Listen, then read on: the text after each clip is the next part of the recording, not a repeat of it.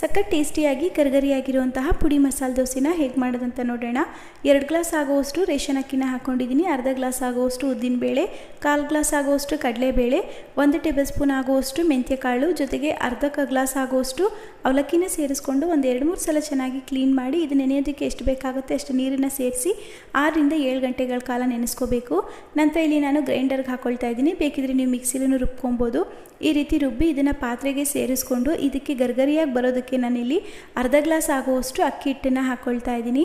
ಇದ್ರ ಜೊತೆಗೆ ರುಚಿಗೆ ಎಷ್ಟು ಬೇಕಾಗುತ್ತೆ ಅಷ್ಟು ಉಪ್ಪು, ಸ್ವಲ್ಪ ನೀರನ್ನು ಸೇರಿಸಿ ಚೆನ್ನಾಗಿ ಮಿಕ್ಸ್ ಮಾಡಿ ಹಿಟ್ಟನ್ನು ಉದ್ಗೋದಕ್ಕೆ ನಾನು ಓವರ್ ನೈಟ್ ಹಾಗೆ ಬಿಟ್ಟಿದ್ದೀನಿ. ನೋಡಿ, ಮಾರನೇ ದಿನ ಬೆಳಿಗ್ಗೆ ತೋರಿಸ್ತಾ ಇದ್ದೀನಿ ದೋಸೆ ಹಿಟ್ಟು ಯಾವ ರೀತಿಯಾಗಿ ಹುದುಗ್ ಬಂದಿದೆ ಅಂತ. ಇದಕ್ಕೆ ನಾನು ಕಲರ್ ಬರೋದಕ್ಕಾಗಿ 1 ಸ್ಪೂನ್ ಆಗುವಷ್ಟು ಸಕ್ಕರೆ ಹಾಕ್ಕೊಂಡು ಚೆನ್ನಾಗಿ ಮಿಕ್ಸ್ ಮಾಡಿ ಕಾದಿರುವಂತಹ ತವ ಮೇಲೆ ದೋಸೆನ ಹಾಕಿ ತೆಳುವಾಗಿ ಹರಡಿಕೊಂಡು ಇದಕ್ಕೆ ಸ್ವಲ್ಪ ತುಪ್ಪ ಸೇರಿಸ್ಕೊಳ್ತಾ ಇದ್ದೀನಿ. ಇವತ್ತು ನಾನು ಪುಡಿ ದೋಸೆ ಮಾಡ್ತಾ ಇರೋದ್ರಿಂದ ಮಾಸ್ಟರ್ ಕುಕ್ ಅವರ ಪುಟಾಣಿ ಚಟ್ನಿನ ಉಪಯೋಗಿಸ್ಕೊಂಡಿದ್ದೀನಿ. ರುಚಿ